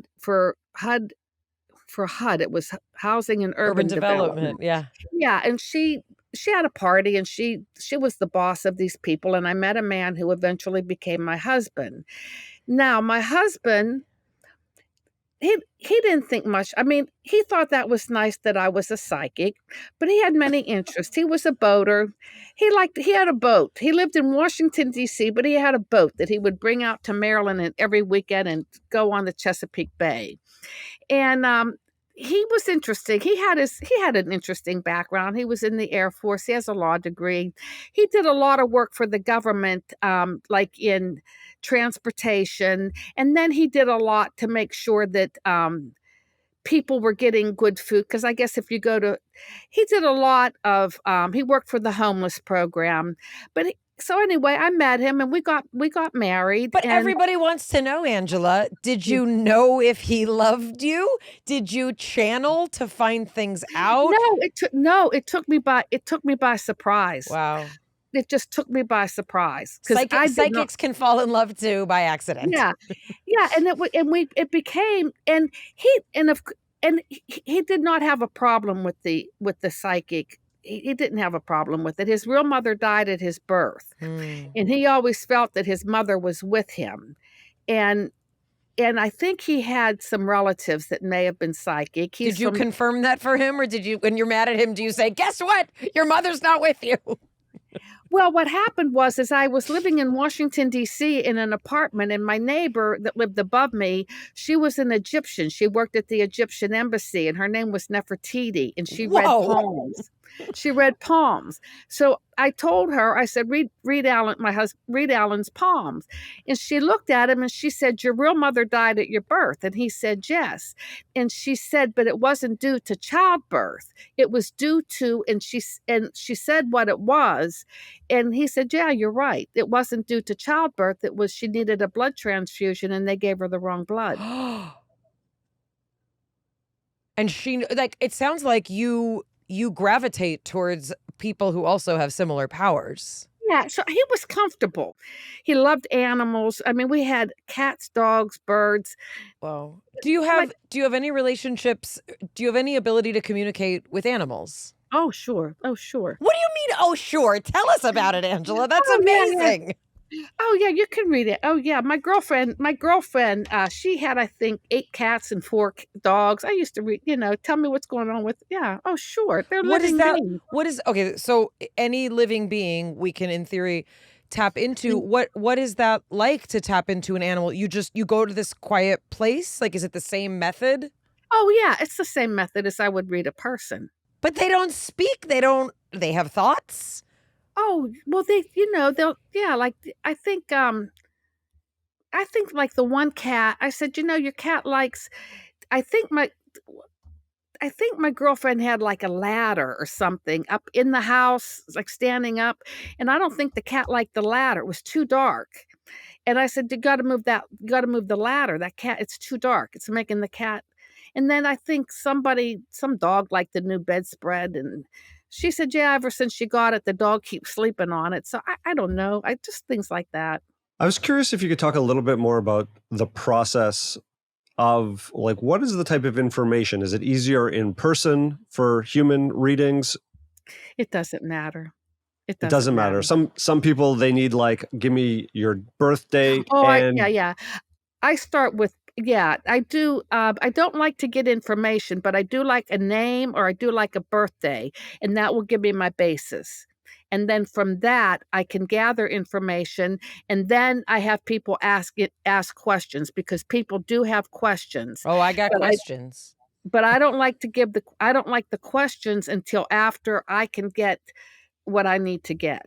I recently had a reading. Someone recommended a person to me, and I just figured I'll give it a shot. And that was a very similar methodology. She kind of got upset with me when I gave too much information, which, like, I don't know how to not give a lot of information. That's just kind of how I'm made. But yeah, that was sort of the structure of it. I didn't feel like it was terribly accurate, mostly because I don't know. Anyway, go ahead, Jonathan. Sorry. I mean, there's all different types of readers. I want Angela to read me. Do you like the color blue? I do. I think you have a blue aura. I do like blue. I think you're blue. Jonathan, you're more of an well, tell me about, what color do you like? You like red, or do you like yellow? I mean, if I had to pick, I mean, our show colors are yellow, or we have a yellow. Red is a tough one for me. I don't wear those colors. Then it's more like yellow. Yeah. Do you have you have, do you like the color purple, Jonathan? I do. And I like it when I try to put Mayim in purple. Oh, no, she's blue. She's blue. He does wear a lot of blue. Yeah, you're a thinker. You like information. You like to research. You're very mental. You need to be stimulated all the time. You grasp ideas, concepts. You're quick. It's like the mind represents the air, so you're very quick. And that if you're bored, you get into trouble. So you always have to be doing something. Yep. That's true. That's Yeah. very, very true. But now with the purple, now that's kind of like it's a healing color. So I think, do you like to make people feel, you care about people and things, and you like to make people feel good. You like to make sure everybody's okay. Is that you? He's a healer, yeah. He's a healer. Yeah, purple. That's the healer. Well, I think, yes, I think that's interesting. And in our mission, why we started these conversations was really as a combination of mental conversation, but also for emotional connection and helping people sort of understand themselves, understand the world that they find themselves in, understand that there's more to their potential experience that they can access. Oh, yeah, I've seen your podcast, and that's exactly what they do. I have a question. How young can you read a human? Do you read babies? Oh, yeah, I can read babies. What do babies tell you? Babies, if you they can tell you why they're here. Why did you come into this earth? I want to know that, and I'm 49. Why did you come? And they'll tell you. Babies will tell you why they're here. Do we know why Mayim is here? She's here to cause trouble. I don't know. That's the best answer I've heard so far. So wait, so when babies arrive, can you explain a little bit more about the structure of that? Is there reincarnation? Are these new souls? Oh, I think they're saying that new souls are coming in. They're going to be smarter and brighter than us, which I think so, because we're supposed to keep getting better. Every time we come in, we're supposed to be getting better. But yes, and if you look at babies, sometimes they look like old souls. But there's a book, it's called Human Design, and they tell you about the future of people and how their brains are going to be. They're going to be different than ours. Now, I can remember when I was very little, when I started to walk. When I got up and I took my first steps, I can remember this going through my head. Like I said, oh no, not this again, meaning here I am in this life again. And I can remember this spark going through me. And I thought, oh no, not this again. And then something went through me where I thought, I can't get out of this. So I felt like maybe I never knew what that meant, but years later, I think that meant that I didn't want to really come through in this life, but I knew I couldn't get out of it, so I had to come through. Because a psychologist told me a lot of babies in the womb will go back because they'll say, I don't think I want to do this, or so they'll come back at another time to make up the karma or whatever. So it's like they enter this physical reality just enough to have a sensory experience of what it could be to be in physical form, and then they make a decision. And if they make the decision, they may have to make it up. I mean, they may have a karma with the mother or something. So if they go back, but there's strings attached, which I don't know if there are or not, and there may not be, there may be, then they have to come back and make it up at some time. But that's not for us to judge or say. That's just things that happen. I mean, my first and earliest memory is in utero. And what did you remember? Tell me. We're talking about this like it's a normal thing. Like, oh, my first memory was in utero. Okay. No, Angela's interested now. I tried to talk to you about this, and you were like, that can't happen. There's no way. And then I sent a researcher off on trying to find all the scientific studies about people who have in utero memory. And I gave you a whole bunch of Google documents because I know you need to, chew your mind around something before you can really talk about it. But you know what? I'm not sure you read our documents or not. So I'm just going to talk to Angela. All right. about I it. want to hear what Angela says. I want to know what you remembered because I don't. Go ahead. Tell me.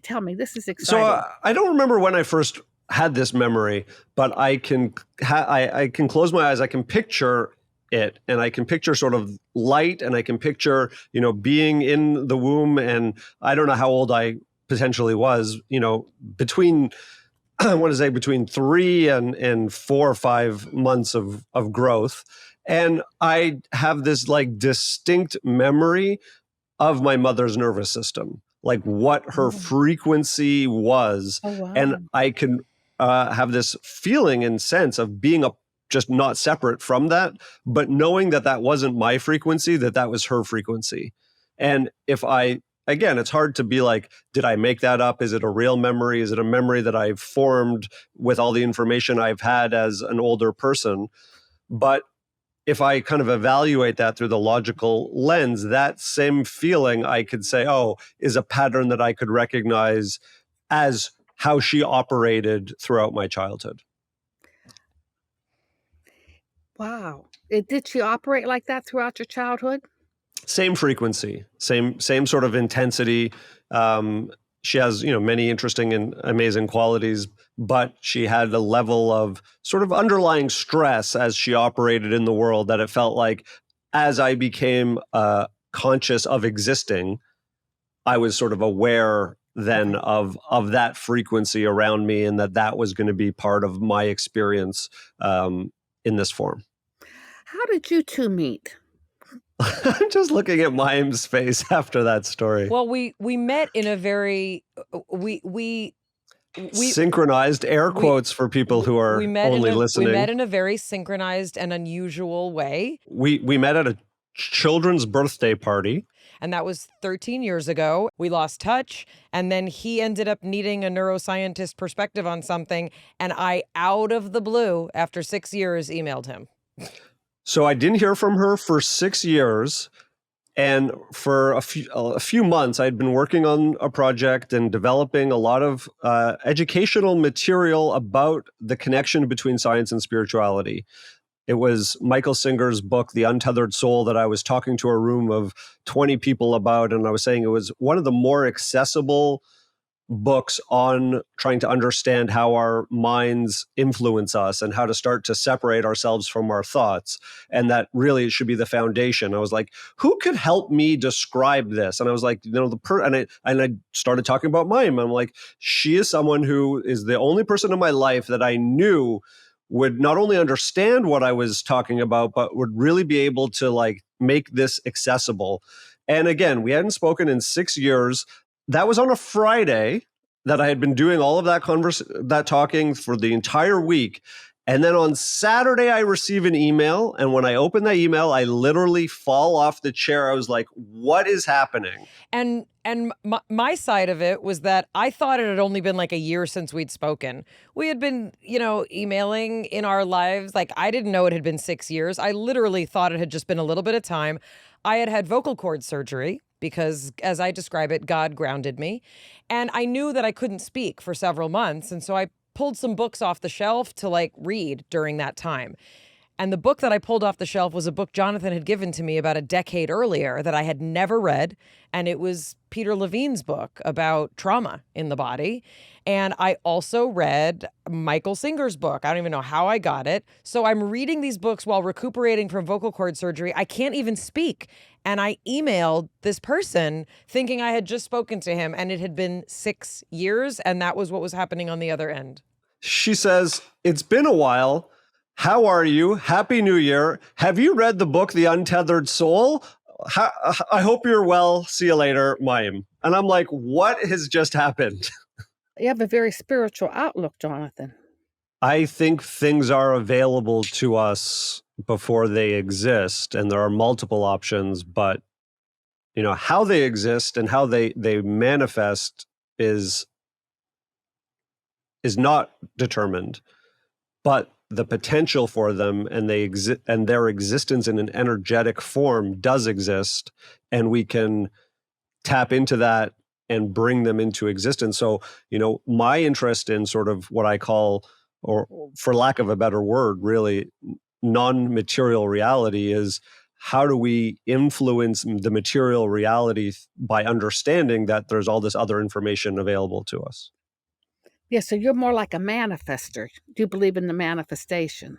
I mean, I don't like that word really, because I think it's been colloquialized and sort of taken and manipulated and used to sell courses and all these things. But really, it's like, if we think about what is the fundamental experience of being human, most of us have been trained that it's what we can touch, taste, hear, see, smell. And I would say, well, that is a fundamental shortchanging of what it actually is. And so to talk to people who have experienced more than that and used experiencing more than that for practical benefit, finding people being employed by defense agencies and intelligence agencies, and are able to show us that, wait a second, it's not just about escaping our life into some sort of altered reality and its escape, that we can use these abilities to make positive change, to maybe increase the level of synchronicity that we have, to use our gut sense to stay away from situations that are going to embroil us in conflict or in draining our energy and not allowing us to flourish, to think that each one of us has a unique perspective and our unique path to accomplish something and contribute something here. So how do we, utilize our skills and our intuitive ability to help us along that way instead of getting sidetracked? Yeah, that's what I encourage in my readings. I always tell people, if use your creativity. You're creating, it's usually when a person create, they don't have just create, stay on the positive side. So, but that's right. That's What is it like for you? What do you do now with your abilities? You do readings privately. Do you still work for any government or defense agency? No, I do not. I do not work for any government. I do work for a scientist in California. His name is Dr. Ed May. He does a lot of psychic testing. He gets funded. He gets funded from all over the world. And he has his little he is a hardcore scientist trying to prove ESP. So, he may want to prove precognition. So we'll do random testing, where how many times can he looks for statistics. So he'll put pictures in the envelope and I do it. And then he does his statistics and he writes his report for wherever he's writing it for. So and Ed and I've had a long relationship since 1984. We had gone to Moscow together. We just got inducted into the NSA Spy Museum up at Fort Meade. And so we were able to collaborate on that to get the people the right information that they needed.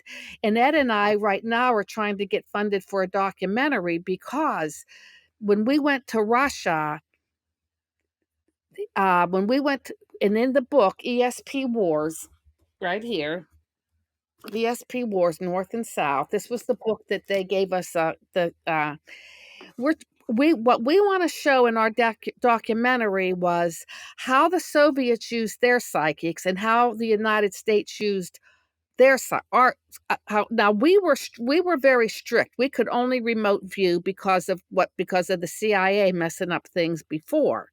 So our contract was only to remote view. We couldn't get into healing, because that's the manipulation of energy. We couldn't get into PK, like bending the spoons. We weren't allowed to do any of that. Now, whether we did it on the side was our business. But I can remember one remote viewer brought a deprivation tank into the unit to use in the remote viewing building, and that they were asked to take it out because that could have affected our mental state. But anyway, the Soviets didn't care. They had their healers, traveled with their presidents, Gorbachev, Brezhnev. They did more of the energy. It was just different, and they would bring their psychics right up to the battle, where they put the psychic Wow. on the where we were like, we don't need to be. They felt that they were getting better information if they brought the psychics right up to the problem, Mhm. where we didn't. We felt we didn't have to, but then they didn't, but we weren't allowed to do any healing or anything. So it was very different on how they were raised and how we were raised. So we're trying to do a documentary on that. I just got I just wrote I wrote a children's book in 2004 about an elephant who likes to have tea parties with children, but he can't because he's so big. And I wrote some story. It's just story. They're not everybody. When I say I write children's stories, they think they're spiritual, like angels, but they're Right. not. They're just like dogs. So I'm getting that into animation. I'm working with a guy in Spain who's going to try to get me some funding. How does healing work in terms of, like, I understand it's one thing to sort of be in touch with kind of other perceptual abilities, but what is this component that you're saying, for example, you were not allowed to do because it's a manipulation of energy? I think that when you heal people, when Christ walked the earth and he healed people, he manipulated the atoms. What he was doing was he's changing the atoms. And I think that that's what healers do. I think whenever you go to a healer, whether it's Reiki or whatever, I think they're manipulating the atoms. And when somebody goes through a healing, if somebody's sick and they want to get well, a lot of times they'll get worse before they get better. And I don't know why that is. It's almost like you have to destroy before you can restructure or bring it up. Now, I don't know exactly how healing works, but I have felt energy. I've had people do Reiki or whatever. I don't know. Do you understand healing, Jonathan? It's kind of the same. My background, I started practicing Reiki when I was 17 and started learning about somatic experience, the idea that we have emotions that can be trapped or stuck in the body in some way, and sort of the brain and the physiological system below the neck are mirrored systems. But when someone is doing a remote healing or a hands-on healing, and the way I was taught was always hands directly on the body, what you're doing I think would be parallel to how you get remote information when you're remote viewing, is you clear the mind and just become an open conduit for that information and so in this case, instead of information, you're asking for an influx of energy to move through that you into the person, and the person has the ability to know what to do with it. I'm not deciding. I'm using guides and cues, and sort of my body can mirror, or I can hear, oh, move a little this way, and you begin to develop an intuition. But it's really, there's all this energy around that is available, and this person needs someone else to help supercharge their own natural mechanisms by which they can go through whatever process. And it's true that often someone will get worse before they get better, and then they think, wait, it's not working. But there's something about breaking the system down that's holding them in place, keeping them in a dysfunctional environment, that is required before they build that net new system. Yeah, that's right. And you're right. If they got it comes through them. It comes through the healer and they know what to do with it. Yeah, that's I've taken years ago. I've taken like things on healing. I used to do it on my animal. You put your hands on and kind of feel where the energies are and kind of straighten them out. It's actually, animals are a fantastic learning tool. Number one, because they're around and they have nowhere else to be, and two, they have much faster response times because they're so much smaller, and you can see, oh, they'll get up and shake and sort of tell you when they're done. And the other thing is that they'll kind of open too to you. So if like you have your hands on your animal, it's a great way to, number one, no one's going to judge you. You don't think something's, something might be strange, and then you can just ask and say, like, I would like to, I clear myself and I want to receive healing energy for this animal's highest good. And the animal will know what to do with it. And you can use the animal's name and then observe and just sort of be quiet and see how the animal moves and shifts. It may actually move underneath your hand in a place where it needs that help. I wonder, before we let you go, Angela, I wonder if you could sort of address, there's so many people in the world, and many of them are probably listening or watching us right now. There's so many people who have always felt that there's something else. And in many cases, they've known, something that they can't prove, or they've intuitively understood something about our purpose here, or the presence of guides or forces in the universe. And those people, by and large, do not really get the approval of any structured organization. And I wonder if you, as someone who, if you had never, if you hadn't gotten that degree in political science, if you hadn't gone to work for the government and worked for a defense system, if you hadn't taken that path, you would have still had the abilities that you had. And also, you wouldn't have had the appreciation or the confirmation that, to be honest, that you weren't crazy. And I wonder if you could speak to people from a perspective of someone who got the lived experience of being accepted and validated as powerful and wise in ways that our culture does not even know how to name. What would you say to those people? Well, I always tell people, like, if they feel like they have the ability or something happened, it's just and it bothers them, I tell them, well, go start doing some research, or or if or go someplace. There's so many metaphysical bookstores. There's so many metaphysical stores where you can walk in and get a reading.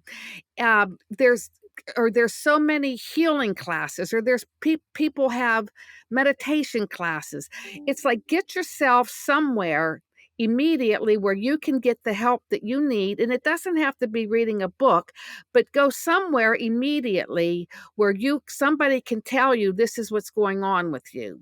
Because I do know that when I did start my automatic writing at 29 or 30 years old, there was a metaphysical institute in in Alexandria, Virginia, that I went to about a month after that. So I'm like, go out and find out what happened. You're not crazy. Now, if you wish to continue to be on this path, then study it. There's so many things on the internet now. If you choose not to explore it, that's your right too. But if you do choose to explore it, you just have to realize that you can't talk to everybody about it. I'm Italian. I come from a large family in Pennsylvania. I go to weddings, I go to funerals, I go to family reunions. We don't talk about my abilities because some people just don't. And that, we don't talk about what I did or what I do, because some people, it bothers people. I mean, I went out the other day to dinner with friends.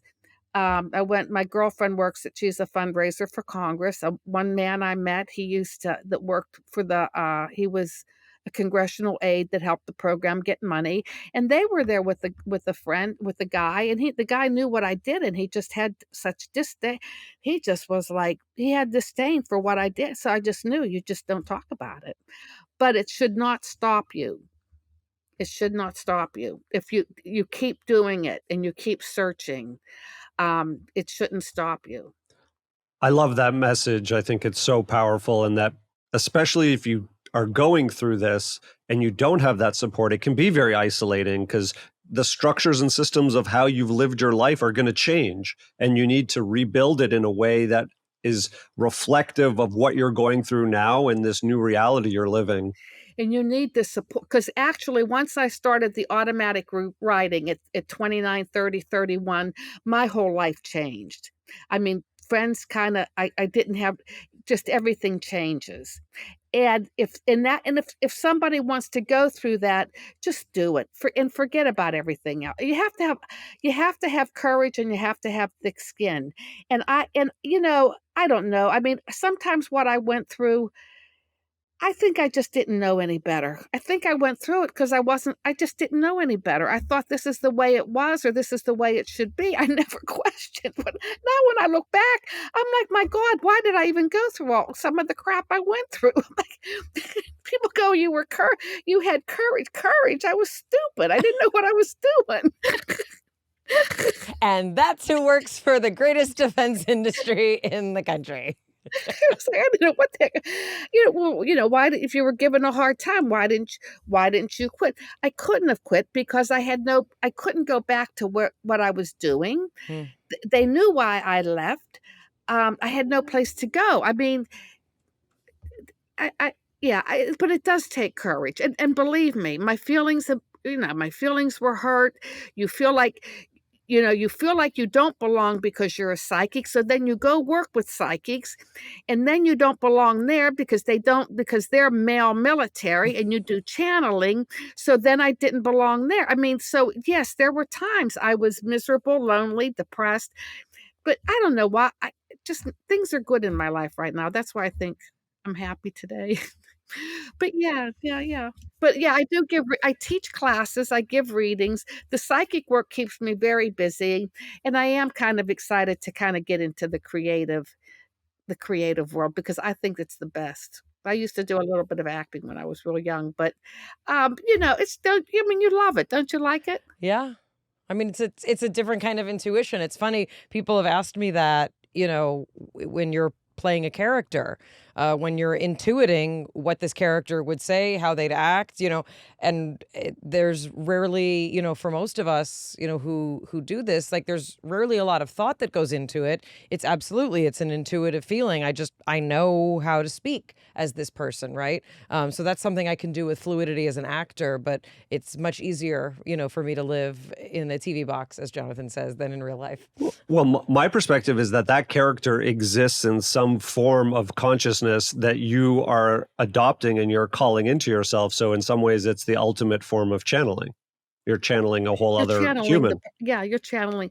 Yeah, and you've had some you've had some good roles. You've had some good work. I mean, look, steady work in this industry is very hard to come by.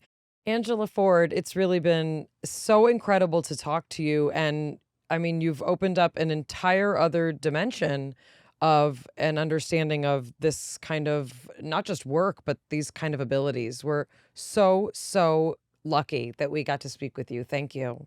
Thank you both. I really appreciate it. I had a good time. Thank you. Angela talks about how this bothers people, that it really bothers people. There's certain people she can't talk to about this. It bothers people because it's effing disturbing to think that it's like a totally normal, acceptable thing that I need to believe that people have extrasensory perception and can remote view. It bothers me. I want to believe it. I respect her. I believe this woman, but it bothers me. Yeah, it bothers people.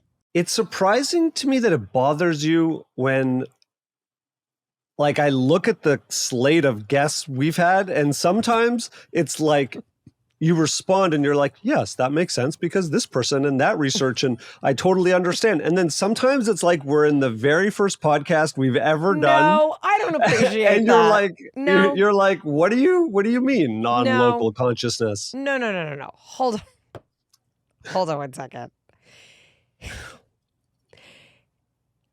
It's not like I don't remember. And I believe you sent me a private message when she was talking about how she can read the energy of pets. And you're like, you know this. Why are you acting like it's going to be surprising to me every single time someone tells me that they can read the energy of a pet. Every time I'm going to be like, what?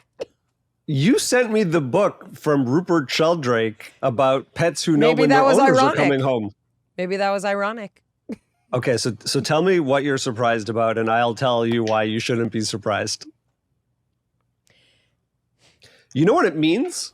No. It means that all the things that you're hiding from yourself, from other people, actually exist in this collection of ones and zeros around you in the world, and that people can see through the facade that each one of us carries around. This makes you sleep well at night? Yes, because it means... So there's two kinds of people. There's people for whom that information makes them sleep well at night, and there's people like me for whom that information is bothersome. What are you afraid is going to get out? I'm going to go to an Italian wedding in Western Pennsylvania, and I'm going to be like, you tell her. You tell Angela. You give it to her. What are you afraid is going to get out about you? That's not what I'm afraid of. You don't want your aura read. You're a blue? No. You know what? She knew I have a PhD in neuroscience. A lot of those things could be said about a lot of people who have PhDs in neuroscience. And she didn't know, and I know this wasn't a formal reading, but I'm a very complicated person. I'm a very complex person. what I'm saying is there's an entire other side. I am a deep lover of like liturgy, the Old Testament. Like I weep when I read Psalms. Like I she believe didn't in give like you no, but right. she didn't really I'm saying dive deep. those parts of me also exist. Two things struck me. Number one, Just two. did you consider that the place we met, which was an arts and crafts place, is actually one of the medicines that you as a creative person, we talk about like you doing art and how calming that is. And if we have a throwback to the Martha Beck episode where she talks about being creative, that we did an exercise in that episode where I forget what she did, but she basically made us be creative. And she tested our anxiety before and after. She was like, before this exercise, she got us to check in from a scale of 1 to 10. And it was like, how anxious are you? And you gave a number. And then we did the creative exercise, and you can't be anxious while you're being creative. Maybe that was a sign about creativity and the role of creativity in our lives. If this were an episode of Jeopardy, what I would say is, what is Jonathan's understanding of romance? And that would be his answer. Yes, that's right. The next thing I thought about was she talked about training the subconscious to turn on the internal television and receive information about what your day might be like, positive visualization. We actually just talked about this with Dan Harris on our Substack Live. We had this whole conversation about practically using pre-visualization and practicing to overcome, and he's using it to overcome his claustrophobia. Also, that was a fantastically interesting psychological, I don't know, I don't even know what to call it, that he went in this psychological exploration of where that claustrophobia was coming from. But the point I'm trying to make is that he used and uses this pre-visualization. So my question when she was talking about that is that you're training the subconscious.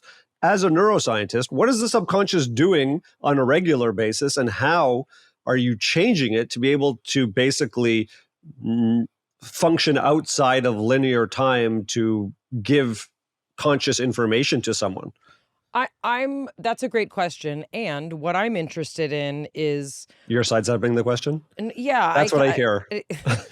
No, I think the question is, I think a satellite question is, what is it about the human experience that some people tap into this completely like naturally? It just happens to them. Then there's people like Thomas Campbell who it happens to accidentally as they start to sort of like poke around, and then like they can't unsee it. And then there's other people, and I know many of these people. There are people for whom they are not open to understanding this, and they're also not able to or open to experiencing it. Elizabeth Crone is a great example of someone who was going about her life, got struck by lightning, and was given a new consciousness because she was struck by lightning and had a near-death experience. But it changed her entire, like that was, her book was called Changed in a Flash. But for most of us who don't already believe and who don't have that, like, I just believe and I don't need proof and it doesn't matter, like many of us may not access that. And you know what? We need those people. Like, I don't know, like, did Stephen Hawking have a deep understanding of ESP? Probably not. Like, I don't think that was his jam. Maybe it was, but like people like Albert Einstein, they kind of kept their God on the side while they calculated, the theory of relativity. Yes. And I think there's an enormous amount of suffering, and people come to this often from a place where living just a material life hits a dead end for them. So some people are not open to it and then have a profound experience. Some people have a near-death experience and then get this information. I'm not saying that we should or shouldn't, but if something isn't working in your life, if you feel curious, if you feel stuck, if you want more intuition, more guidance, more synchronicity, if you want a larger experience of connecting to something greater than yourself. And, I'm not saying that this is the perfect solution, but there is a path and there are paths to change the experience of only seeing the world from a very material and sort of almost not simplistic, but it's a singular lens. I really hope that people got as much out of this episode as I did, as Jonathan did. As I said, I think this is one of the most legitimate and validating cases and examples of the limitless possibility of human potential. If you watch the Teresa Caputo episode or the Suzanne Giesemann episode, you might be able to sort of wave it off and be like, that's someone having a very special experience. But I'm sorry, the government does a lot of things I don't agree with.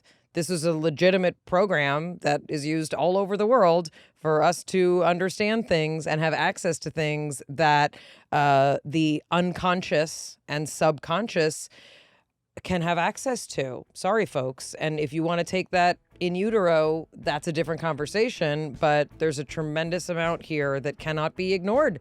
We did it. So from our breakdown to the one we hope you never have, we'll see you next time. It's Mayim Bialik's breakdown. She's gonna break it down for you. She's got a neuroscience PhD or two. One fiction, and now she's gonna break down